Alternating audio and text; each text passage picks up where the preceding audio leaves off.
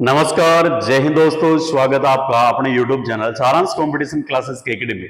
तो मेरे दोस्तों, जैसा कि हमने वादा किया था कि अपने इस गणतंत्र दिवस के महापर्व के उपलक्ष्य में आपको जो न्यू टॉपिक जुड़े, जैसे एनईपी 2020, आर्ट एक्ट 2009, मापन मूल्यांकन, शिक्षण विधि से संबंधित आपको पूरा कंटेंट करवाया जाएगा। और पहले दोस्तों, मैं गारंटी देता हूं कि आपके चाहे एग्जाम कोई सा भी हो, first grade, second grade, third grade या ऑल इंडिया में शिक्षक भर्ती से संबंधित जहां पे या आर्ट एक्ट 2009 लगता है, पहले दोस्तों मैं वादा करता हूं कि आपका एक भी प्रश्न बाहर नहीं जाने दूंगा। ऑथेंटिक मैटर के साथ में अपन सारी चीजें पढ़ने वाले हैं। लेकिन लेकिन लेकिन लेकिन पहले दोस्तों, सबसे पहले आपको क्या करना पड़ेगा, इस क्लास को पूरी देखना पड़ेगा। क्लास आप पूरी देखोगे तभी आप क्लियर कर पाओगे कि सर वास्तव में अपन ने जो चीजें पढ़ी है एकदम एक सटीक और विश्लेषणात्मक रूप से गहन अध्ययनात्मक है। तो पहले दोस्तों क्लास का आगाज करते हैं बिना समय को जर्रा किए हुए। तो पहले दोस्तों आ जाइए कि निःशुल्क व अनिवार्य शिक्षा अधिकार 2009, आरटी एक्ट 2009, आरटी एक्ट 2009। पहले दोस्तों बात करें कि आरटी एक्ट 2009 है, इसका क्या प्रावधान है, क्या क्रियान्विति है और राजस्थान में विशेष संदर्भ में क्या योगदान है इसका। तो बिल्कुल संपूर्ण विश्लेषणात्मक बातचीत करने वाले हैं। तो सबसे पहली बात पहले दोस्तों कि ये जो अपना शिक्षा शब्द है, कौन सा, एजुकेशन। पहले दोस्तों बात करें कि देश के अंदर 3 प्रकार की आपकी सूचियां होती है। देखिए देश में कितने प्रकार की सूचियां होती है, 3 प्रकार की। सबसे पहले दोस्तों ये होती है आपकी संघ सूची। कौन सी सूची, संघ सूची।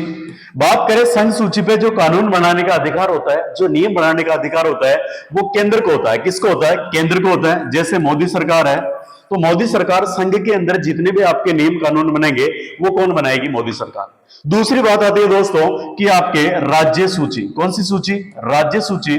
और राज्य सूची के अंदर जो आपके नियम बनाए जाएंगे वो बनाए जाएंगे दोस्तों आपके राज्य सरकार द्वारा। किसके द्वारा, राज्य सरकार द्वारा। लेकिन लेकिन लेकिन पहले दोस्तों, अगर एन की कंडीशन आ गई कि गुरुजी आपने तो केंद्र भी बनाए और राज्य भी बनाए, तो उगा कहीं कर लो है। वहां पे पहले दोस्तों एक इनके बीच की सूची निकाली गई, उस सूची का नाम है समवर्ती सूची। कौन सी सूची, ध्यान से समझिए, समवर्ती सूची। और समवर्ती सूची के अंदर जो नियम कानून बनाने का अधिकार होता है वो संघ को भी होता है और राज्य को भी होता है। मतलब मिक्स वाले आपकी सूची कौन सी है, तो सर समवर्ती सूची। That's clear. यानी सूचियां 3 प्रकार की, संघ सूची, राज्य सूची, समवर्ती सूची। समवर्ती सूची पे आपके नियम कानून कायदे बनाएंगे, वो आपके केंद्र भी बनाएगी और राज्य भी बनाएगी। तो पहले दोस्तों सबसे विशेष बात कि सर अपनी जो शिक्षा है, एजुकेशन है, ये समवर्ती सूची में आती है। किसमें आती है दोस्तों, समवर्ती में। यानी इस पे कानून आपका केंद्र भी बनाएगा और इस पे कानून आपका राज्य भी बनाएगा। That's clear. बात करें दोस्तों कि शिक्षा को समवर्ती सूची में शामिल किया गया, वो किसके तहत, 42वें संविधान संशोधन 1976 द्वारा। किसके द्वारा, 42वां संविधान संशोधन 1976 द्वारा शिक्षा को दोस्तों आपके समवर्ती सूची में शामिल किया गया। इस समय जो अपने प्रधानमंत्री थे वो इंदिरा गांधी जी थी। कौन थे, आयरन लेडी इंदिरा गांधी जी थी। अगली बात करें दोस्तों, क्या पहली बात याद रह जाएगी कि शिक्षा सर अपना समवर्ती सूची में आता है और 42वें संविधान संशोधन 1976 द्वारा इंदिरा गांधी द्वारा इसे समवर्ती सूची में जोड़ा गया। अगली बात करें कि 86वां संविधान संशोधन 2002। प्रश्न सीधा सा आएगा कि बताइए 86वां संविधान संशोधन कब हुआ, 2002 में। और ये आपके तारीख आती है इसकी 12 दिसंबर 2002। और पहले दोस्तों यहाँ पे क्या किया गया कि व्यक्ति के मूल अधिकारों के भाग 3 में, व्यक्ति के जो मूल अधिकार है इसके भाग 3 में अनुच्छेद 21 का जोड़ा गया। यानी व्यक्तियों के मूल अधिकारों के भाग 3 में अनुच्छेद 21A या 21K जोड़ा गया और इसके तहत शिक्षा का अधिकार, विद्यार्थियों का अधिकार बनाया गया। यानी निःशुल्क जो शिक्षा का अधिकार है वो किसके तहत है, आरटी एक्ट किसके तहत है पहले दोस्तों, तो अनुच्छेद 21A के अनुसार। किसके अनुसार, अनुच्छेद 21A के अनुसार। और ये आपका मूल अधिकारों के भाग 3 में है। किसमें, मूल अधिकारों के भाग 3 में है। दैट्स क्लियर कि गुरुजी अपन को सब याद हो गया। आगे बताओ। अगली बात इस प्रकार की पहले दोस्तों कि ये अपन ने देख लिया कि अनुच्छेद 21 एक्ट के अंदर आपके शिक्षा का अधिकार है, जो निःशुल्क शिक्षा का अधिकार। अगली बात देखिए कि अनुच्छेद 21 एक्ट क्या बोलता है कि सर निःशुल्क व अनिवार्य शिक्षा का अधिकार, निःशुल्क व अनिवार्य शिक्षा का अधिकार। और इसका उद्देश्य क्या है, तो प्राथमिक शिक्षा का सार्वभौमिकरण। यानी जो प्राथमिक शिक्षा है कौन सी? प्राथमिक शिक्षा पहली से लेके पहले दोस्तों आपके कौन से 5वीं तक की जो शिक्षा है, इस शिक्षा का सार्वभौमिकरण करना है। यानी बच्चों को सभी को शिक्षा मिलनी चाहिए पहली से लेके 5वीं तक की। ऐसा कोई भी टॉपर नहीं होना चाहिए 6 से लेके आपके 14 वर्ष की उम्र तक का, जैसे 8वीं तक का बच्चा जिनको शिक्षा नहीं मिले।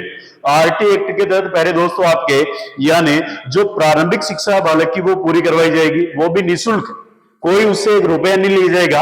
और यदि कोई रुपया लेता है तो उसके 10 गुना, जितना उसने लिया उसका 10 गुना उसको क्या करना पड़ेगा? जुर्माना देना पड़ेगा। या फिर भी लेता है तो उसको सबसे पहले 50,000, दूसरी बार में 1 लाख और तीसरी बार में मान्यता रद्द। ये मामला रहेगा किसका? यदि कोई फीस ले लेता तो। पहले दोस्तों बात करें कि 6 से लेकर 14 वर्ष यानी जो आपकी प्रारंभिक जो प्राथमिक शिक्षा है, इसमें 6 से लेकर 14 वर्ष के बालक बालिकाओं को निःशुल्क व अनिवार्य शिक्षा प्रदान की जाएगी। ये उद्देश्य किसका है? अनुच्छेद 21A निःशुल्क अनिवार्य शिक्षा अधिकार यानी आरटी एक्ट का उद्देश्य क्या हो गया कि सर 6 से लेकर 14 वर्ष के बालक बालिकाओं को निःशुल्क अनिवार्य क्या मिलनी चाहिए? शिक्षा मिलनी चाहिए। अगली बात करें कि ये जो आपके नियम लागू है विकलांग बालकों के लिए, तो 6 से लेके 18 वर्ष, कितना? 6 से लेके 18 वर्ष तक प्यारे मित्रों आपके विकलांग बच्चे हैं, इनके लिए ये नियम शर्तें लागू। अगली सर विशेष बात कौन सी है? तो विशेष बात ये आती है कि ये जो अपना आरटी एक्ट शिक्षा का अधिकार है, ये 2005 के अंदर केंद्रीय शैक्षिक परामर्श बोर्ड के अंदर आया। सबसे पहले केंद्रीय शैक्षिक परामर्श बोर्ड ने बोला कि वास्तव में बच्चों के लिए कुछ ऐसा एक्ट लेके आओ जिसके माध्यम से शिक्षा को निःशुल्क बनाया जा सके। तो पहले दोस्तों इसी संदर्भ में सर्वप्रथम 2005 में शिक्षा का प्रारूप लाया गया। जो आरटी एक्ट है इसका सर्वप्रथम प्रारूप कब लाया गया? 2005 में। सर ये प्रारूप कहां पे आया? तो ये आपके मानव शिक्षा विकास मंत्रालय, यानी सबसे पहले इसका नाम था शिक्षा मंत्रालय, फिर बीच में नाम चेंज किया गया 85 के आसपास मानव शिक्षा विकास मंत्रालय, और एनईपी 2020 में वापस इसका नाम चेंज किया और वर्तमान में इसका नाम है शिक्षा मंत्रालय। क्या नाम है? शिक्षा मंत्रालय। तो पहले दोस्तों ये 2005 में जो प्रारूप आया मानव शिक्षा विकास मंत्रालय के अंदर या शिक्षा मंत्रालय के अंदर, इससे पहले दोस्तों आगे बढ़ा हो और आगे बढ़ के ये प्रारूप फिर आपका कहां पे है? यानी सबसे पहले बात करें तो सबसे पहली बात पहले दोस्तों कि केंद्रीय शैक्षिक परामर्श बोर्ड में आपके आरटी एक्ट का मुद्दा आया, यहां से फिर आपके शिक्षा मंत्रालय में आया, और यहां से शाबाश, यहां से पहले दोस्तों आपके यहां से आपका देखो ये लो भाई, ये एक बार मामला से हटा। पहले दोस्तों यहां से फिर ये मुद्दा आपका राष्ट्रीय परामर्श परिषद में आया। किसमें आया? राष्ट्रीय परामर्श परिषद में आया, और इसके बाद में प्रधानमंत्री के अवलोकन हेतु भेजा गया, और 19 जुलाई 2006 को संयुक्त बैठक हुई। संयुक्त बैठक में आप पहले दोस्तों राज्यसभा ने भी भाग लिया, और लोकसभा ने भी भाग लिया। किसने? लोकसभा ने भी भाग लिया। अगर पहले दोस्तों आपको पूछ ले कि बताइए संसद के कितने अंग होते हैं? किसके? संसद के कितने अंग होते हैं? तो सीधा सा बता देना 3। कितने होते हैं? 3। एक तो आपका कौन सा? राष्ट्रपति। कौन सा पहले दोस्तों? राष्ट्रपति। एक आपका राज्यसभा। कौन सा? राज्यसभा। और एक आपका सर लोकसभा। कौन सा? लोकसभा। That's clear. अगली बात करें पहले जीरो, तो आपके सीधा सा प्रश्न आएगा कि बताइए सर, अपने जो अगर बात करें सबसे पहले कि देश का प्रथम नागरिक कौन कहलाता है? देश का प्रथम नागरिक कौन कहलाता सर? तो देश का प्रथम नागरिक कहलाता है राष्ट्रपति। कौन कहलाता है? राष्ट्रपति। जल थल नभ तीनों सेनाओं का संयुक्त कमांडर कौन होता है? राष्ट्रपति। इसके अलावा राज्य का प्रथम नागरिक कौन कहलाता है? राज्यपाल। कौन कहलाता है? राज्यपाल कहलाता है। पहले दोस्तों बात करें कि नाम मात्र का आपके प्रथम नागरिक राष्ट्रपति है, लेकिन देश का वास्तविक संचालक कौन कहलाता है? देश का वास्तविक संचालक कौन कहलाता है? तो सर ये कहलाता है अपने प्रधानमंत्री। कौन कहलाता है? प्रधानमंत्री कहलाता है। That's clear. अगली बात करें दोस्तों कि संसद में जो आपका आता है सबसे पहले कौन सा? लोकसभा। कौन सा सभा? लोकसभा। और बात करें लोकसभा की तो ये आपका कहलाता है दोस्तों निम्न सदन। कौन सा सदन? निम्न सदन के नाम से जाना जाता है आपके संसद का निम्न सदन लोकसभा। युवाओं का सदन कौन सा? युवाओं का सदन दोस्तों आपके लोकसभा। शाबाश। अगली बात करें कि अस्थायी सदन दोस्तों आपका है, अस्थायी सदन दोस्तों आपका, अस्थायी सदन आपका कौन सा? लोकसभा। युवाओं का सदन आपका कौन सा? लोकसभा। विश्वास प्रिय कौन सा? विश्वास प्रिय दोस्तों आपका कौन सा? तो ये आपका कौन सा? लोकसभा। ध्यान रखना प्रश्न पूछा जा सकता है कि लोकसभा के कौन कौन से उपनाम है। तो निम्न सदन, युवाओं का सदन, और अस्थायी सदन, और विश्वास वाला सदन। अगर आपको पूछ ले दोस्तों कि बताइए सर अपने तो राज्यसभा, कौन सी सभा? राज्यसभा। राज्यसभा, बात करें राज्यसभा के बारे में तो इसको बोलते हैं बुजुर्गों का सदन। क्या बोलते हैं दोस्तों? बुजुर्गों का सदन। What is this? बुजुर्गों का सदन। अगली बात, ये होता है संसद का स्थायी सदन। कौन सा? स्थायी सदन। इसके अलावा बात करें दोस्तों कि ये होता है आपका कौन सा? अलोकप्रिय सदन। अलोकप्रिय सदन। कैसा सदन? अलोकप्रिय सदन। तो ये सारी विशेष बातें दोस्तों किसके बारे में? राज्यसभा। इधर लोकसभा, इधर राज्यसभा। अब दोस्तों आपके प्रश्न क्या आएगा? देखिए प्रश्न आपके बनेगा कि सर राजस्थान से लोकसभा सदस्य कितने चुन के जाते हैं? लोकसभा सदस्य कितने चुन के जाते हैं? तो सर राजस्थान से लोकसभा में जाते हैं आपके 25 सदस्य। कितने सदस्य? 25 सदस्य। अगला प्रश्न आएगा सर कि बताइए राजस्थान से राज्यसभा में कितने सदस्य जाते हैं? राज्यसभा में, तो राज्यसभा में जाते हैं आपके कितने? 10 सदस्य। कितने जाते हैं? 10। अब विशेष बात करें सर कि राजस्थान जो राज्य विधानमंडल है, राजस्थान राज्य विधानमंडल है, विधानमंडल है, या किसी भी राज्य का जो विधानमंडल है, इसमें आपके आता है एक तो कौन सा? यानी विधानसभा। कौन सा? विधानसभा। और एक और आता है आपके विधान परिषद। कौन सा? विधान परिषद।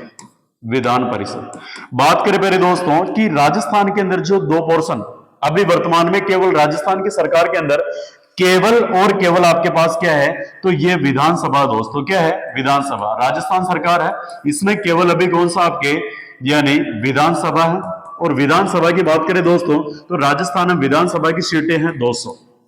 कितनी सीटें हैं? 200 सीटें हैं। और बात करें विधानसभा आपके किसकी तर्ज पे? जिस प्रकार केंद्र में अपन ने देखा था लोकसभा, केंद्र के अंदर कौन सा देखा? लोकसभा यानी युवाओं का सदन, लोकप्रिय सदन, अस्थायी सदन, उसी प्रकार राज्य में ये कौन सा होता है? आपके विधानसभा। और जिस प्रकार निम्न सदन आपके विधानसभा, अगर आपको पूछ ले कि बताइए राज्य का उच्च सदन, राज्य का उच्च सदन, बुजुर्गों का सदन, बुजुर्गों का सदन, स्थायी सदन, स्थायी सदन, स्थायी सदन, ये कौन सा कहलाता है? तो पहले दोस्तों ये सब कहलाता है आपके कौन सा? विधान परिषद। कौन सा कहलाता है? विधान परिषद। और पहले दोस्तों यदि राजस्थान के अंदर विधान परिषद बनती है भविष्य में कभी भी, तो इसके अंदर पहले दोस्तों आपके 66 सदस्य होंगे। कितने? 66 सदस्य होंगे। और विशेष बात कौन सी? कि विधान परिषद बनाने का जो दायित्व होता है संसद को होता है। किसका? यदि राज्य को लगता है कि हमारे राज्य में विधानसभा कार्यभार नहीं संभाल पा रही है, काम ज्यादा बढ़ गया है, तो फिर वो संसद के पास एक प्रस्ताव भेजेगी विधान परिषद का, और संसद आपके विधान परिषद का निर्माण कर देगी। आ जाइए सर वापस। तो पहले दोस्तों अपन बात कर रहे थे कि सर 2005 में आपका सबसे पहले प्रस्ताव आया, प्रारूप आया, और मानव शिक्षा मंत्रालय में आया। इसके बाद में राष्ट्रीय परामर्श परिषद में आया, प्रधानमंत्री के अवलोकन हेतु भेजा, और 19 जुलाई 2006 को संयुक्त बैठक में आया, और फिर केंद्रीय कैबिनेट 2 जुलाई 2009 को प्रस्तुत किया गया। केंद्रीय कैबिनेट पहले दोस्तों, इसके बाद में राज्यसभा के अंदर आपका कब प्रस्तुत किया? 20 जुलाई 2009 को। कब? 20 जुलाई 2009 को पहले दोस्तों आपके राज्यसभा में क्या किया गया? यानी प्रस्तुत किया गया। फिर लोकसभा में कब प्रस्तुत किया गया? आरटी एक्ट को 4 अगस्त 2009 को। कब किया गया? 4 अगस्त 2009 को। और इसमें राष्ट्रपति कौन थी? प्रतिभा देवी सिंह पाटिल थे। और इन्होंने हस्ताक्षर कब किए? तो 26 अगस्त 2009 को। कब किए? 26 अगस्त 2009 को हस्ताक्षर किए। बात करें दोस्तों ये जो आरटी एक्ट है ये भारत के अंदर कब लागू हुआ? तो भारत में लागू हुआ 1 अप्रैल 2010 को। कब हुआ? 1 अप्रैल 2010 को यह आरटी एक्ट भारत में लागू हुआ। और यही आरटी एक्ट राजस्थान में कब लागू हुआ? तो राजस्थान में लागू हुआ 1 अप्रैल 2011 को। कब हुआ दोस्तों? 1 अप्रैल 2011 को आरटी एक्ट राजस्थान के अंदर लागू हुआ था। क्लियर बात है? तो ये बात कर ली अपन ने आरटी एक्ट की। आपको दो ही बातें ध्यान में रखनी है। और जब भारत में लागू हुआ था तो जम्मू कश्मीर को छोड़ के संपूर्ण भारत में दोस्तों आपके लागू हुआ। प्रश्न ये आएगा कि आरटी एक्ट भारत में कब लागू हुआ? 2010, 1 अप्रैल 2010, 1 अप्रैल 2010, 1 अप्रैल 2010। और राजस्थान में कदे लागू हो गया? तो 1 अप्रैल 2011, 1 अप्रैल 2011। क्लियर बात है? वही प्रश्न आणु बाकी खाए नाणु उठू। ठीक है, अब बढ़ आगे। अगली बात आती है दोस्तों, और ये बात इस प्रकार की आती है कि सर अब हमको एक बात बताइए, आप जो हमको आरटी एक्ट 2009 पढ़ा रहे हो तो इसका मेन फॉर्मूला क्या है? कहीं कहीं पढ़नू पढ़ा लो मायना। तो पहले दोस्तों आ जाओ, कहीं कहीं पढ़नू पढ़ा लो। सबका पहले पढ़नू पढ़िए आपने कि यो आरटी एक्ट लखो नाम कुछ आरटी एक्ट 2009। That's clear? बस क्लियर है गुरुजी। आगे बताओ, मैं कहीं पकड़ पढ़ लो। सबू पहले तो अपन अध्याय पढ़ना है 7। आरटी एक्ट में दोस्तों अध्याय कितने हैं? 7 अध्याय है। आरटी एक्ट में धाराएं कितनी है? 38 धाराएं हैं। तो अपन 38 की 38 पढ़ेंगे। और पहले दोस्तों इसके बाद में आप वास्तव में समझ पाओगे। मैं इसलिए नहीं, आपको इसलिए नहीं पढ़ना कि सर हमारे परीक्षा में प्रश्न आए जीव में पढ़ रहा। पहले दोस्तों आप टीचर बनोगे, 100% तैयारी कर रहे हो तो 100% बनोगे।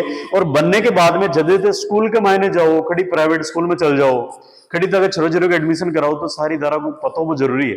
आप वहां पे बोल सको कि एक बार के सर ने हमको ये बात पढ़ाई थी, तो हमारे लिए ये अधिकार है और इस अधिकार को हम लेके रहेंगे। इसलिए अपना आर्ट एक्ट पढ़ रहे हैं, ताकि आपको सब लोगों को पता चल जाएगी इसके अंदर क्या क्या बातें हैं।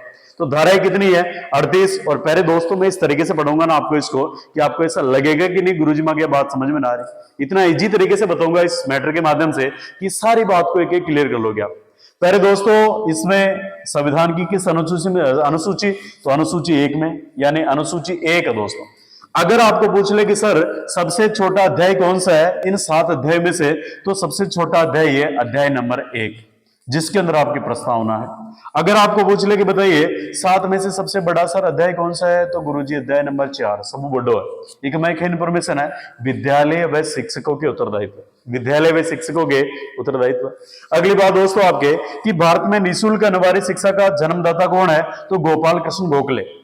गोपाल कृष्ण गोखले को बोलते हैं भारत में निःशुल्क व अनिवार्य शिक्षा का जन्मदाता बोला जाता है। अगली बात, भारत विश्व का 135वां देश है। वेरी वेरी इंपोर्टेंट बात हो, भारत विश्व का 135वां देश है जहां पे निःशुल्क अनिवार्य शिक्षा का नियम लागू हुआ। मतलब 134 देश पहले भी थे जिनमें निःशुल्क अनिवार्य शिक्षा का नियम लागू है, और भारत 135वां। बात करें विश्व में प्रथम कौन है निःशुल्क अनिवार्य शिक्षा में, तो नॉर्वे है। कौन है दोस्तों? नॉर्वे। भारत देखो 135 और विश्व में प्रथम आर्ट एक्ट में, तो नॉर्वे। कौन सा है? नॉर्वे। अगली बात करें दोस्तों कि इस आर्ट एक्ट 2009 के अंदर और कौन कौन सी महत्वपूर्ण बातें हैं सर, तो सबसे पहले देखिए मैं बताना चाहूंगा आपको कि आर्ट एक्ट 2009 की धाराएं, तो इस धाराओं के अंदर कौन कौन से अध्याय है, क्या मामला है, किस प्रकार से। तो अध्याय 1 क्या पढ़ रहे दोस्तों अपन? 7 अध्याय है। पहला अध्याय शुरू कर दिया है। पहले अध्याय में पढ़ेंगे अपन धारा 1 और धारा 2। पहला अध्याय है, इसमें है प्रस्तावना और प्रारंभिक। आर्ट एक्ट के बारे में प्रस्तावना और प्रारंभिक जानकारी किसके अंदर है? अध्याय 1 के अंदर है। इसमें पहले दोस्तों धारा 1 और धारा 2 शामिल। धारा 1 बोलती है दोस्तों कि इसका संक्षिप्त नाम, विस्तार और प्रारंभ। प्री और मेंस दोनों जगह ओलो हुए था ना, first grade layer third grade सम्मा है था आर्ट एक्ट 2009।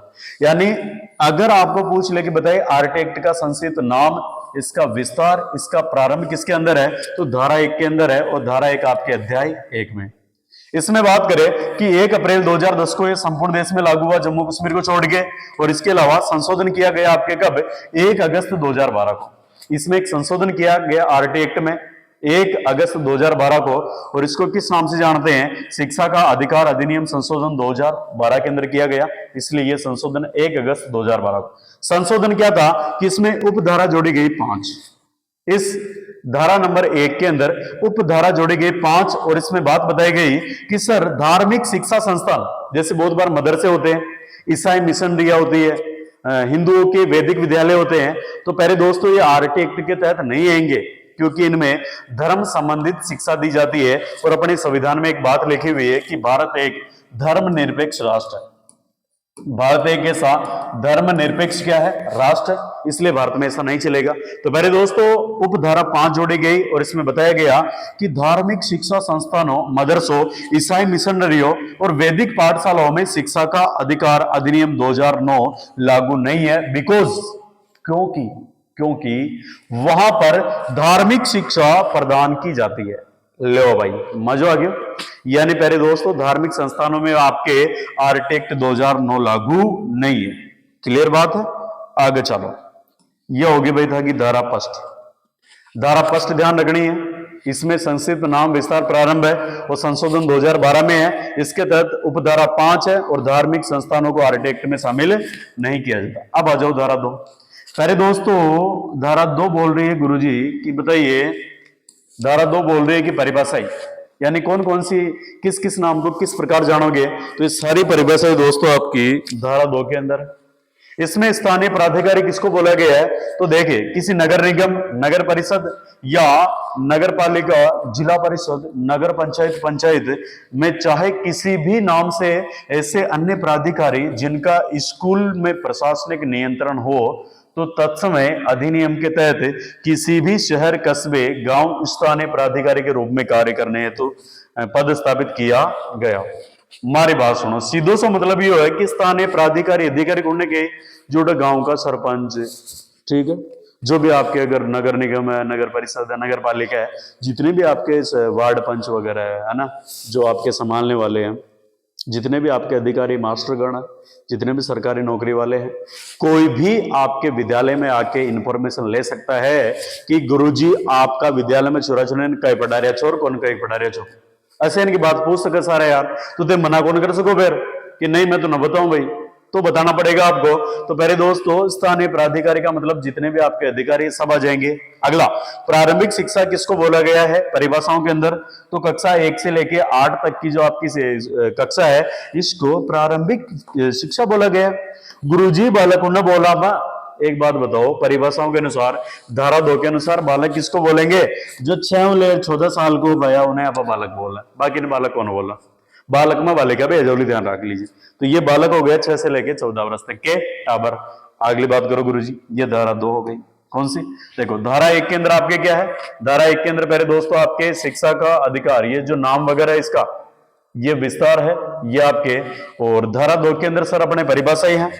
और अगली बात देखो परिभाषाओं में, अगली परिभाषा में बात आ रही दोस्तों आपके कि समुचित सरकार का मतलब क्या है? समुचित सरकार को मतलब हो जिसमें सारी शामिल हो। तो आपने दो ही सरकार है किसी किसी, एक तो केंद्र सरकार, राज्य सरकार, यानी ऐसी सरकार जिसके अंदर आपकी केंद्र सरकार भी शामिल हो, राज्य सरकार भी शामिल हो, यानी संघ और राज्य दोनों मिलकर जहां पे नियम स्थापित करें, वो आपका कहलाता है समुचित सरकार। और पहले दोस्तों, समुचित सरकार का अधिकार रहेगा कि विद्यालय से स्थित विद्यालय स्थापित करवाएं।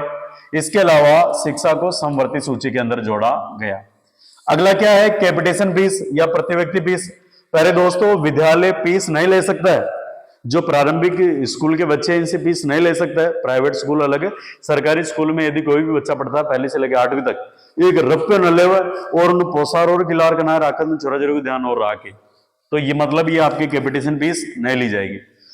और अनुवीक्षण प्रक्रिया क्या है? प्रवेश प्रक्रिया को बोलते हैं। आपको पूछ ले कि सर आरटी एक्ट के तहत जो आपकी अनुवीक्षण प्रक्रिया है, इसका मतलब क्या है? तो प्रवेश प्रक्रिया है। कौन सी प्रक्रिया? प्रवेश प्रक्रिया। अगले, वंचित वर्ग या असुविधाग्रस्त समूह का बालक, वे बालक जो अनुसूचित जाति, अनुसूचित जनजाति, अन्य पिछड़ा वर्ग और अनाथ, HIV, कैंसर से प्रभावित माता पिता का बालक हो, युद्ध में शहीद विधवा का बालक हो या पुरुष का बालक हो, समुचित सरकार द्वारा पोषित बालक आर्थिक, सामाजिक, भौगोलिक, सांस्कृतिक, भाषा, लिंग के आधार पर शैक्षिक दृष्टि से जो वंचित रह गए हैं, इनको भाई साहब सरकार द्वारा क्या बोला जाता है? तो ये कहलाते हैं भाई आपके वंचित वर्ग। कौन सा वर्ग? वंचित वर्ग। पहले दोस्तों, अगर तुम जाके बोलोगे सरकार को कि मैं गरीब छू, तो तू कोना भया?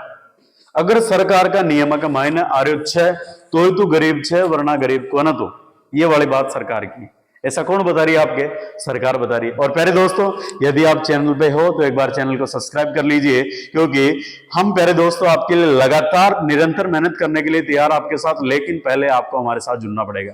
आपका एक सब्सक्राइब दोस्तों हमारी पूरी टीम का मनोबल बढ़ाता है। तो आपका उत्तरदायित्व बनता है, आपका दायित्व बनता है कि चैनल को जरूर सब्सक्राइब करें, क्योंकि हमारी टीम आपके लिए बेहतरीन कंटेंट लाने का प्रयास कर रही है। आगे आ जाइए सर, मास्टर हो, आगे आ जाओ। तो ये राजस्थान नियमावली 26 मार्च 2016 के अनुसार है कि वंचित बालक कौन सा कहलाएगा। अगला देखो भाई, दुर्बल वर्ग कौन सा कहलाएगा? दुर्बल वर्ग वह कहलाएगा, परिभाषा के अंदर आ रहे अपने, ऐसे माता पिता या संरक्षक जिनकी आय समुचित सरकार द्वारा अधिसूचना जारी 1 लाख व न्यूनतम सीमा क्षेत्र से कम हो, कमजोर तबका, गरीब रेखा के नीचे जीवन यापन करने वाला बालक कहला। और जेकी वार्षिक आय 1 लाख रुपया कम हो, कतरी 1 लाख कम हुआ या वार्षिक आय 1 लाख रुपया हुआ, वे अपने दुर्बल वर्ग का बालक कहलाए। जो अपने BPL वगैरह हो ना, वो आपके दुर्बल वर्ग वाले बच्चे। अगला देखो, स्थानीय निकाय में कौन कौन आएंगे? स्थानीय निकाय के अंदर परिभाषा के अंदर आएगा आरटी एक्ट के तहत नगर निगम आएगा, जिला परिषद आएगा, पंचायत समिति आएगी, ग्राम पंचायत आएगी।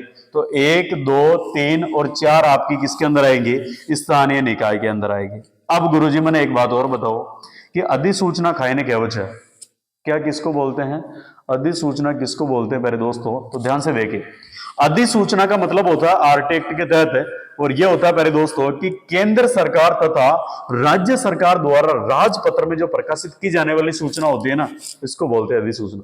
जैसे अपने रेट वगैरह की इंफॉर्मेशन आती है, तो ये इंफॉर्मेशन अब प्यारे दोस्तों आपके राजपत्र में आती है, किसमें आती है, यानी एक विशेष पत्र होता है जिसके अंदर आती है, उसी पत्र का अपन क्या करते हैं, विश्वास करते हैं, तो वही अपना क्या कहलाता है, अधिसूचना कहलाता है। अगली बात देखिए दोस्तों, अगला संरक्षण किसको बोलते हैं, ऐसे बालक जिनके माता पिता नहीं है, ऐसे बालक जिनके माता पिता किसी घटना के अंदर मर गए या बालक के नहीं है, जन्म होते या माता पिता है ही नहीं या अनाथ है बालक, यदि उसका कोई भी पालन पोषण कर रहा, बोले कोई बुआ जी करो, फूफा जी करो, मामा करो, नांदेरा करो, गटे करो, वो बालक जहां पे भी रह रहा है वो उसके कहलाएंगे संरक्षक।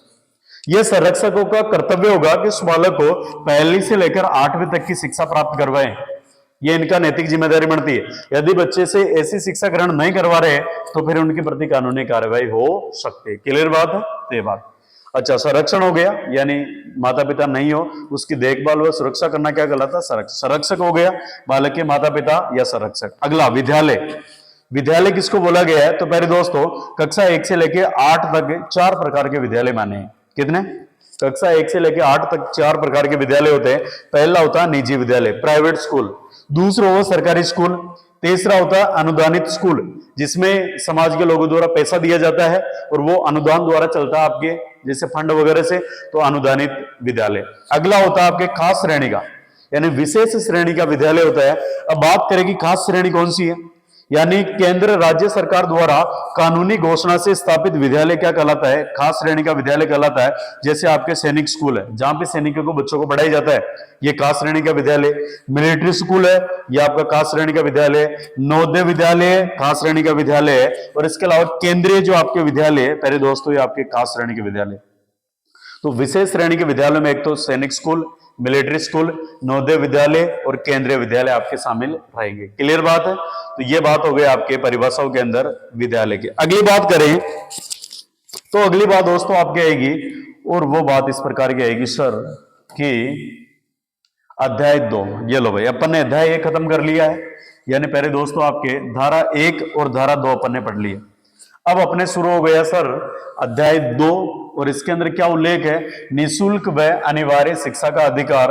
और इसमें धारा आएगी आपकी कौन सी, 3, 4, 5, बोलो 3, 4, 5, 3, 4, 5।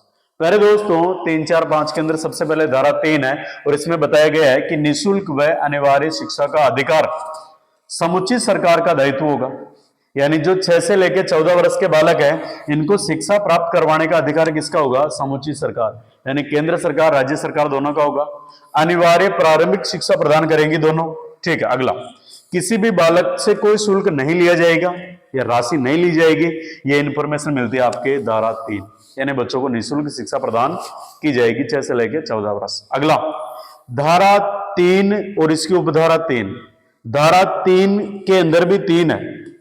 इसमें क्या बात की गई है, तो इस उपबंध में बात की गई है कि निःशक्त या निःशक्तता, जो विकलांग वगैरह बच्चे होते हैं, निःशक्तता से ग्रस्त जो बालक होते हैं, जो या आपके हाथ पैरों में कुछ दिक्कत हो, देखने में दिक्कत हो, तो इन बच्चों को किसी बालक को पर्सन्स विथ डिसेबिलिटीज एक्ट 1995 के अनुसार, यानी निःशक्तता से ग्रस्त किसी बालक को पर्सन्स विथ डिसएबिलिटी एक्ट 1995 के अध्याय 5 के तहत आपके शिक्षा पूर्ण करने का अधिकार प्राप्त है।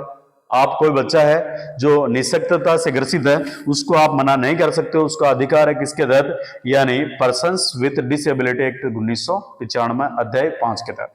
पहले दोस्तों बात करें कि मल्टीपल असमताओं वाले या गंभीर असमताओं वाले बालकों को घर पर शिक्षा प्रदान प्राप्त करने का अधिकार। यदि कोई बच्चा इनका है जो बिल्कुल आपके मानसिक रूप से बहुत ज्यादा कमजोर है या बहुत ज्यादा प्रतिभाशाली है, तो उन बच्चों को घर पे शिक्षा प्राप्त करने का अधिकार रहेगा, और ये काम करेगा मास्टर। कौन करेगा, मास्टर करेगा भाई। अगली बात देखिए दोस्तों, अगली बात अब आ जाइए धारा 4।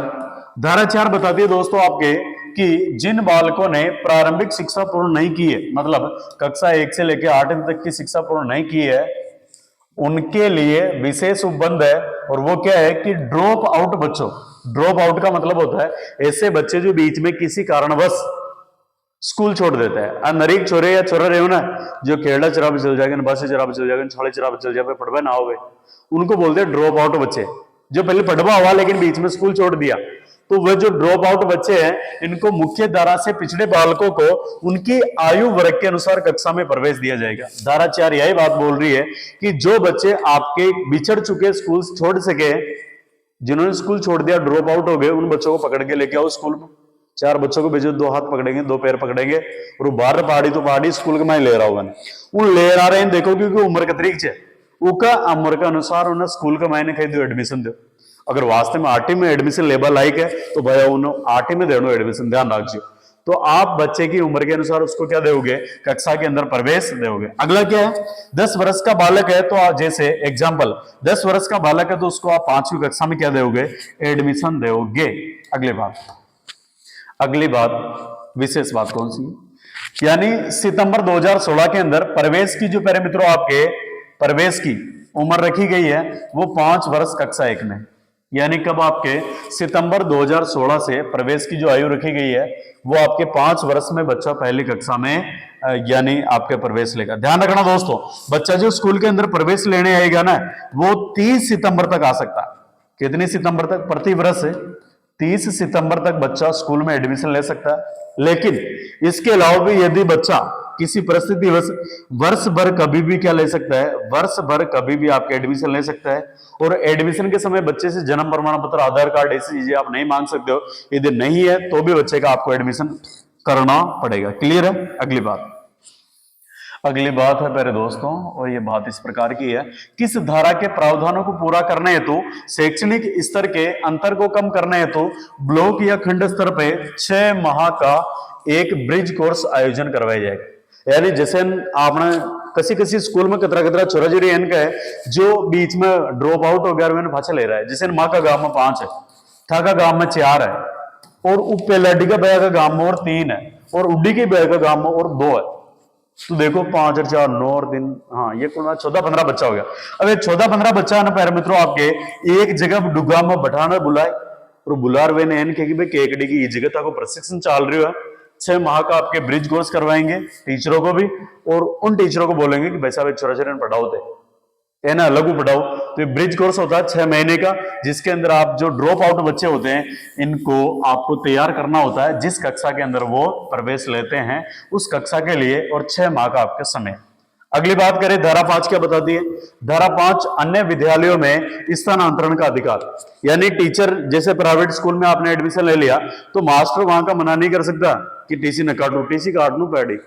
माना कि किसी बच्चे के माता पिता कुछ काम करते हैं, उनका ट्रांसफर हो गया, जैसे कि एगडी से अजमेर हो गया, सरवाड़ हो गया, किधर हो गया, मानखंड हो गया, तो पहले दोस्तों जैसे ट्रांसफर हुआ तो उसकी स्कूल बदलनी पड़ेगी, तो उस कंडीशन में वो टीसी कटवा सकते हैं। और बात करें कि टीसी प्राप्त करना बालक का अधिकार है, टीसी प्राप्त करना क्या है, बालक का अधिकार है। ठीक है, तो आप टीसी के लिए बालक को मना नहीं कर सकते हो। ओके, आगे चलो।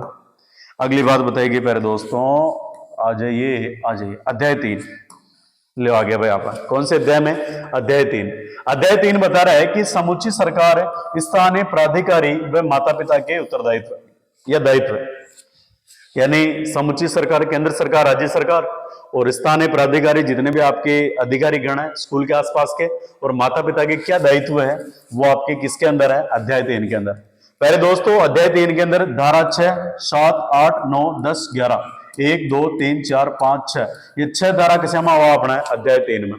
सबसे पहले बात करें धारा 6, तो ये बताती है सर कि समुचित सरकार यानी केंद्र और राज्य स्थानीय प्राधिकारी का विद्यालय स्थापित करने का कर्तव्य होगा, यानी सरकार का दायित्व है कि उस क्षेत्र के अंदर जहां पे विद्यालय नहीं है वटक ही करे विद्यालय बनावा, एक ही जिम्मेदारी है। और क्या बात बताई गई है कि सर विद्यालय की दूरी क्या होनी चाहिए, वेरी वेरी इंपॉर्टेंट, बहुत बार पूछा गया है आर्टिक्ट के तहत। पहले दोस्तों कक्षा 1 से लेकर 5 तक के जो बालक है इनका विद्यालय 1 किलोमीटर से ज्यादा दूर नहीं होना चाहिए। अब नन्ना मुन्ना टाबरा बेचारा कभी बेग लेर पड़ता उड़ता जाओ स्कूल में, 1 किलोमीटर तो यात्रा स्कूल बना दे तो वे शाम की छुट्टी ला के डालते तो स्कूल में जार पल्ली उड़े जाते कहीं बैठाओ छुट्टी होगी तो पाचा गिरा इतना तो बस स्कूल खत्म। तो 1 किलोमीटर से ज्यादा दूर आपकी क्या नहीं होनी चाहिए, यानी कक्षा 1 से लेकर 5वीं तक की स्कूल नहीं होनी चाहिए। कक्षा 6 से लेकर 8वीं तक की स्कूल आपकी 2 किलोमीटर से ज्यादा नहीं होनी चाहिए। यह राजस्थान सरकार का नियम है। जबकि भारत सरकार का क्या नियम है, भारत सरकार कहती है कि कक्षा 6 से लेकर 8 तक के जो बच्चे हैं इनकी स्कूल 3 किलोमीटर हो सकते हैं अधिकतम, इससे ज्यादा नहीं होनी चाहिए। तो राजस्थान सरकार 2 किलोमीटर और भारत सरकार 3 किलोमीटर। पहले लेर 5 तक 1 किलोमीटर, छठी 8 2 किलोमीटर और भारत सरकार 3 किलोमीटर। क्लियर बात है, ये 3 चीजें ध्यान रखना। आ जाओ भाई अगला। अगली विशेष बात आती है मेरे दोस्तों, और बात इस प्रकार की है कि सर जो अपने पहाड़ी क्षेत्र है जहां पे जनजातियां वगैरह निवास करती है, तो दूरस्थ व इलाकों में, दूरस्थ व कठिन इलाकों में जहां पे स्कूल पहुंचना बहुत भारी होता है, तो न्यूनतम जनसंख्या यदि वहां पे 150 व्यक्ति है, न्यूनतम जनसंख्या इस कठिन या पहाड़ी क्षेत्र या दूरस्थ इलाकों में 150 व्यक्ति है, 6 वर्ष से लेकर 11 वर्ष तक के न्यूनतम बालक 20 है, 6 वर्ष से लेकर 11 वर्ष तक के न्यूनतम बालक 20 है, तो यहां पर कक्षा 1 से लेकर 5वीं तक का यानी प्राथमिक विद्यालय स्थापित किया जाएगा। कौन सा विद्यालय, यानी जहां पे लोगों की संख्या 150 है, और बात करें 6 लेर 11 वर्ष का बालका की संख्या न्यूनतम 20 है, अधिकतम कितनी हो सके, वहां पे प्राथमिक विद्यालय आपका बनेगा। अगला, कम से कम 2 पोषक प्राथमिक विद्यालय होंगे। कक्षा 5 में न्यूनतम 30 बालक है, यदि अगर 5वीं क्लास का में 30 बच्चा हो गया ना न्यूनतम, तो फिर यहाँ पे 6ठी से लेकर 8वीं तक विद्यालय स्थापित किया जाएगा। क्लियर बात है, वेरी वेरी इंपॉर्टेंट बात है, बहुत सारे बच्चों को पता नहीं होती है, तो ध्यान रख लेना। अगली बात देखो, अगला प्यारे दोस्तों, और अगली आएगी आपके धारा नंबर 7। बोलो कौन सी धारा, 7 नंबर। कितनी, 7 नंबर। प्यारे दोस्तों धारा 7 बता रही है कि सर वित्तीय अनुपात, यानी जो अपनी शिक्षा के अंदर जो आपको पैसा दिया जाएगा, वो पैसा केंद्र कितना देगी और राज्य कितना देगी। पूर्वोत्तर राज्यों में कितना दिया जाएगा, राजस्थान में कितना दिया जाएगा, कौन कौन सी समितियों द्वारा क्या दिया जाना चाहिए। देखो वर्तमान के अंदर प्यारे दोस्तों आपके जो वित्तीय अनुपात है, ये केंद्र देती है 60 और राज्य देता है 40%। 60 कुल 100% में से 60% तो देती है वर्तमान में पैसा एजुकेशन के लिए केंद्र, और 40% देते देवा अपना कौन, राज्य सरकार। पूर्वोत्तर राज्यों के अंदर जो 7 बहनों के नाम से जानते हो, उनमें आपके 90% तो देती है केंद्र और 10% देता है राज्य। क्लियर बात है। अनिल बोरदिया समिति कमेटी थी, इसने 68% की बात बोली है कि केंद्र को देना चाहिए और 32% राज्य को देना चाहिए। 11वीं पंचवर्षीय योजना के तहत 55% तो रखा गया केंद्र का और 45% रखा गया राज्य का। 12वीं पंचवर्षीय योजना के तहत 65% रखा गया केंद्र का और 35% रखा गया राज्य का। तो भैया एक बार से देख ले, अगर न हो तो स्क्रीनशॉट ले लीजिए, लिख लीजिए, प्रश्न वेरी वेरी इंपॉर्टेंट है, बन सकता है। आगे देखो धारा नंबर 8 क्या बोल रही है। धारा नंबर 8 बोल रही है कि समुचित सरकार मतलब केंद्र और राज्य सरकार ये क्या करेंगे, इनके कर्तव्य, केंद्र और राज्य सरकार के कर्तव्य, जैसे जैसे प्यारे दोस्तों आपके बालकों की शिक्षा की उपलब्धता, जैसे बालकों की शिक्षा की उपलब्धता। अगला कौन सा इसमें, विद्यालय की उपलब्धता, भवन, शिक्षक प्रशिक्षण, पाठ्यक्रम व नियंत्रण के समस्त कार्य, यानी धारा 8 के अंदर आपके समुचित सरकार के कर्तव्य हैं कि किस प्रकार ये अपने विद्यालयों के अंदर नियम कानून कायदे लागू करेगी, शिक्षकों को किस प्रकार प्रशिक्षित करेगी, बालकों को विद्यालय कैसे प्राप्त करवाएगी, ये सारी बातें। अब एक विशेष बात और देखो सर, धारा 9 के अंदर क्या आएगा, तो इसमें आएगा स्थानीय सरकार के कर्तव्य। जो स्थानीय का मतलब आपकी जैसे विद्यालय अगर राज्य सरकार के नियंत्रण में आ रहा है तो राज्य सरकार के क्या कर्तव्य बनेंगे, या केंद्र सरकार के अधीन आ रहा है तो केंद्र सरकार के क्या कर्तव्य बनेंगे, ये धारा 9 के अंदर। तो स्थानीय सरकारों के कर्तव्यों का वर्णन किसमें है, धारा 9 के अंदर। 6 भैया खटे 6 धारा 9 में। अब आगे चलो, आ जाओ आगे बताइए गुरु जी आपने कि धारा 10 कौन सी, 38 धारा पढ़ेंगे, ध्यान रखना, हिलना मत, जाना मत। चले गए तो ध्यान रखना आपके 4 से 5 क्वेश्चन मिस हो सकते हैं आज की क्लास से। प्रत्येक जगह आपका यहां से प्रश्न देखने को मिलेगा, तो डटे रहो, लगे रहो, जुड़े रहो, सफलता जरूर आपको मिलेगी। धारा 10 बता दिए दोस्तों कि माता पिता व शिक्षक के कर्तव्य, माता पिता व शिक्षक के कर्तव्य, और इसमें अनुच्छेद 51 का जोड़ा गया। अनुच्छेद 51 कह के देते पहले दोस्तों, माता पिता का कर्तव्य होगा कि बच्चे को निःशुल्क शिक्षा प्राप्त करवाए प्राथमिक स्कूल, यानी पहली से लेके या 8वीं तक की आपकी प्रारंभिक शिक्षा है वो बच्चों को प्राप्त करवाएं। यानी 51 का क्या बोलता है, क्या बोलता है कि बच्चों को प्रारंभिक शिक्षा प्राप्त करने के लिए नजदीकी स्कूल में प्रवेश दिलाए माता पिता।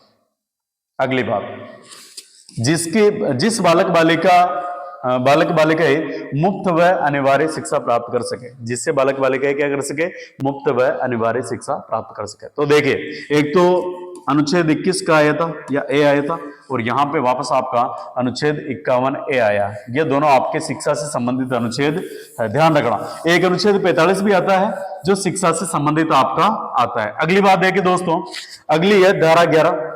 धारा 11 बोल रही है आपके कि समुचित सरकार द्वारा विद्यालय पूर्व प्राथमिक शिक्षा के लिए व्यवस्था करना है। समुचित सरकार का उद्देश्य है, उसका दायित्व है कि विद्यालय पूर्व प्राथमिक शिक्षा के लिए व्यवस्था करना, यानी पूर्व प्राथमिक, जैसे इनको बोल सकते हो आप आंगनबाड़ी। क्या बोल सकते हो, आंगनबाड़ी। यानी पहले दोस्तों, सरकार का जिस भी सरकार के तहत आपका विद्यालय आ रहा है, उस सरकार का दायित्व होगा कि पूर्व प्राथमिक यानी 3 से लेकर 6 वर्ष के जो बच्चे आपके पूर्व प्राथमिक में आपके कौन से बच्चे आते हैं, 3 से लेकर 6 वर्ष के बच्चे हैं, ये बच्चे शिक्षा किस प्रकार से ग्रहण करेंगे, किस प्रकार से इनका शेड्यूल होगा, वो सारी बात किसकी आपकी रहेगी, वो समुचित सरकार की रहेगी। और ऐसी बात बताएगी धारा 11 के अंदर। बात करें दोस्तों कि 3 से लेकर 6 वर्ष के जो बच्चे हैं, ये पूर्व प्राथमिक शिक्षा में आंगनबाड़ी के अंदर पढ़ेंगे और आंगनबाड़ी की स्थापना की जाएगी सरकार द्वारा। तो ये आपके धारा 11। इसी में आपकी एनसीसी वो कल अपन ने एक देखी थी ना वैकेंसी महिलाओं के लिए आंगनबाड़ी वाली, तो वो वाली वैकेंसी इसी में आएगी, है ना। अगला देखिए, अगला पहले दोस्तों आ जाओ अगला देखो। इसमें बताया गया सर कि आंगनबाड़ी शब्द सबसे पहले प्रोबेल से आया, और प्रोबेल ने आपके किंडरगार्टन पद्धति दी है। कौन सी, किंडरगार्टन पद्धति। पहले दोस्तों, ये जो किंडरगार्टन पद्धति है प्रोबेल महोदय ने इसमें बताया है कि जो विद्यालय होता है, विद्यालय, इस विधि के अनुसार जो विद्यालय होता है इसको बोलते हैं बगीचा। क्या बोलते हैं, बगीचा। इस विद्यालय के अंदर जो शिक्षक होता है, इस विधि के अनुसार शिक्षक को बोला जाता है माली। क्या बोलते हैं, माली। और जो बच्चा होता है, बच्चा स्कूल का विद्यार्थी, उसको बोला जाता है पौधा या पौधे के लगा हुआ फूल, पौधा या पौधे के लगा हुआ फूल। अब इस माड़े का पूरा कर्तव्य बनता है कि पूरे बगीचे का ध्यान रखें। और बात करें दोस्तों कि आप बगीचा कौन, विद्यालय बगीचा है, और इस बगीचे का ध्यान कौन रखेगा, शिक्षक यानी माली, और उसके आपके पौधे कौन से है, बच्चे। ये बात बताएगी आपके किंडरगार्टन पद्धति, जो किसने दी है, फ्रोबेल ने। एक और विधि आती है आपके कौन से, यानी कोल्डवेल कुक। कौन सा, कोल्डवेल कुक। और इसने पहले मित्रों आपके दिए कौन सी विधि, खेल विधि, यानी बच्चों को किसमें सिखाओ, खेल के अंदर बच्चों को सिखाओ। और इसके अलावा बात करें, एक और मैडम आती है जिनका नाम है मारिया मोंटेसरी मैडम। कौन सी, Maria Montessori madam. Montessori madam ये भी बताती है कि बच्चों को आप क्या करो, खेल के अंदर सिखाओ, बच्चों पे ज्यादा प्रेशर मत डालो। तो आ जाइए, यानी आंगनबाड़ी शब्द फ्रोबेल के किंडरगार्टन पद्धति से लिया गया है, और इसका अर्थ होता है बच्चों की फुलवारी। किंडरगार्टन का जो आपके अर्थ क्या होता है, बच्चों की फुलवारी। अगला बात करें पालनहार योजना के तहत 2016 के तहत 3 से लेकर 6 वर्ष के जो नर्सरी के बच्चे होते हैं, एलकेजी के बच्चे होते हैं, यूकेजी के बच्चे होते हैं, ये इनके लिए पालनहार योजना है। कौन सी, पालनहार योजना, जो 2016 से आपके कंटिन्यू है, 3 से लेकर 6 वर्ष के बच्चों के लिए है, ये आपके पालनहार योजना। कमेंट करके बताइए कि पालनहार योजना के तहत बच्चों को कितनी राशि मिलती है, कमेंट कीजिए दोस्तों। अगली बात देखिए, अगली बात यह है कि सर अपने जो नई शिक्षा नीति एनईपी 2020 है, इसमें प्रथम फाउंडेशन स्टेज 5 वर्ष के लिए, प्री प्राइमरी स्टेज यानी बाल वाटिका 3 वर्ष के बच्चों के लिए, कक्षा 1 से लेकर 3 तक, ये आपके कौन सा, बाल वाटिका रहेगी। फाउंडेशन स्टेज के अंदर पहले दोस्तों 3 से लेकर 6 वर्ष तक के बच्चे जो आंगनबाड़ी के अंदर रहेंगे, है ना। फाउंडेशन 2 उसके अंदर एनईपी के, जो आपके स्तर सबसे पहले 5 है, 5 3 3 4। एनईपी 2020 के तहत जो आपके 12वीं क्लास तक का फंडा है वो क्या है, 5 3 3 4। ये 12वीं तक का फंडा है, ध्यान रखना। सीधा सा प्रश्न आपको पूछा जाएगा कि 12वीं कक्षा तक का क्या आपके शेड्यूल है, तो ये 5 3 3 4 आपके शेड्यूल।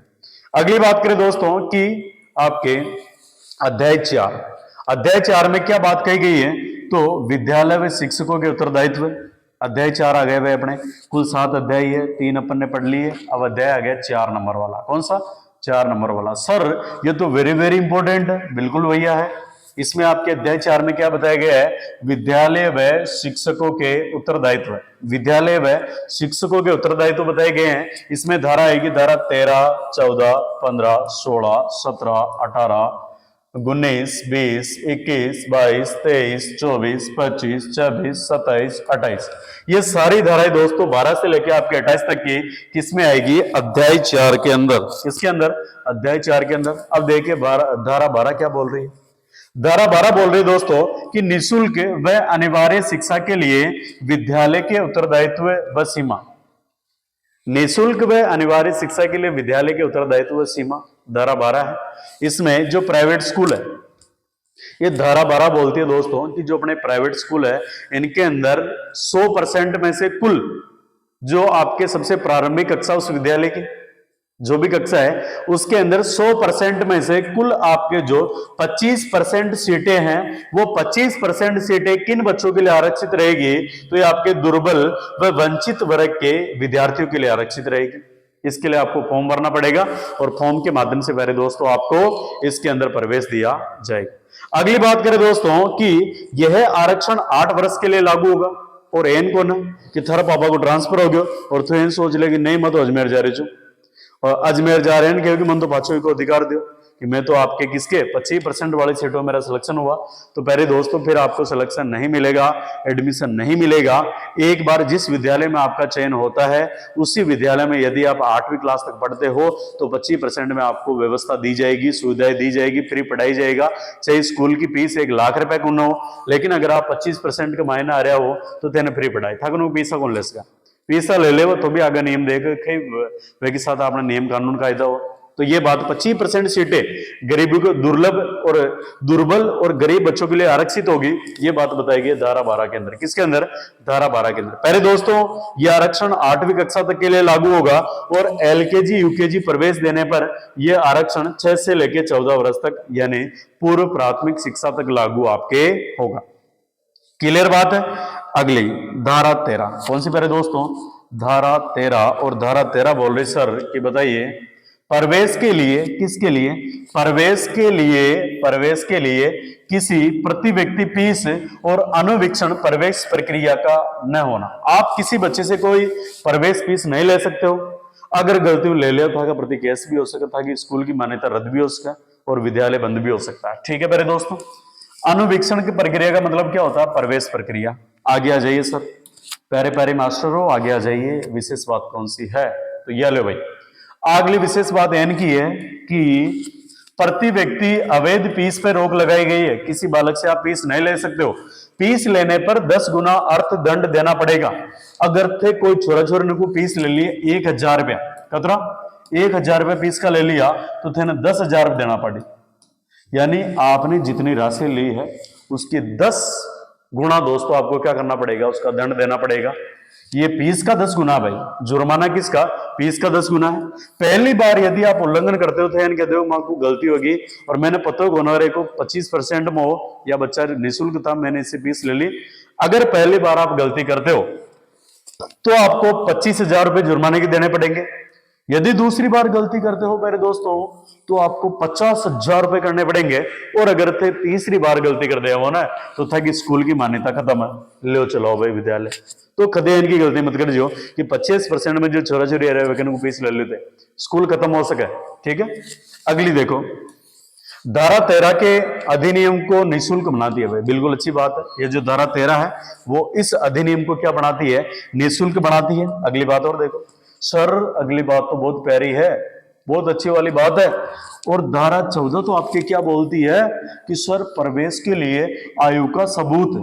मार साहब बहन के देख था छोरा छोरी को आधार कार्ड ले रहा हो जिसे एडमिशन करा, इको जन्म प्रमाण पत्र ले रहा हो हॉस्पिटल के में इको एडमिशन कौन करा तो कहीं न कर सका वैसा। वहां पे शिक्षक ऐसा नहीं बोल सकता क्योंकि शिक्षा प्राप्त करने का अधिकार प्रत्येक बच्चे का है जो 6 से लेकर 14 वर्ष तक की उम्र में आता है। तो पहले दोस्तों आपके धारा 14 क्या बोल रही है कि प्रवेश के लिए आयु का सबूत नहीं चाहिए आपको। जन्म प्रमाण पत्र नहीं होने पर भी किसी भी बच्चे को विद्यालय में प्रवेश से इनकार नहीं कर सकते हो आप। कि थार ने करो जन्म प्रमाण पत्र कौन भया, थारो एडमिशन कौन करा, करो दे, करना पड़ेगा क्योंकि उसका अधिकार है। That's clear. ये आपकी किस धारा के अंदर, धारा 14 के अंदर बात कही। सर धारा 15 क्या बोलती है? धारा 15 बोलती है कि प्रवेश से इनकार नहीं कर सकते हो आप, बच्चे को नहीं बोल सकते हो कि थाने का आधार कार्ड कौन है, जन्म प्रमाण पत्र कौन है, तो थारो एडमिशन कौन करा, थे कह रो एडमिशन तो आपको करना ही पड़ेगा। विद्यालय प्रवेश की अंतिम तिथि कितनी है सर? 30 सितंबर है। प्रत्येक वर्ष की जो 30 सितंबर आपके होती है, यह प्रवेश की अंतिम तिथि होती है, लेकिन फिर भी बालक वर्ष पर्यंत, पूरे वर्ष कभी भी एडमिशन ले सकता। बिल्कुल बढ़िया बात है गुरु जी, या तो आपने बहुत बढ़िया बात है। अब आ जाओ आगे थे प्यारे प्यारे मास्टरों, धारा 16, धारा 16 बोल रही प्यारे मास्टरों कि बताइए भावी मास्टरों, धारा 16 ये बोल रही है कि रोकने और निष्कासन का प्रतिषेध है, यानी कोई बच्चा ने फेल कौन कर सको भाई, आ गोल्डन लाइन आ गई बच्चा के लिए, तो कोई ने फेल कर ही ना सको, फेल ना करो तो ना करो, कोई ने भाई साहब रोक भी ना सको, ये वाली बात। तो ये आपकी किसमें, धारा 16 के अंदर। पहले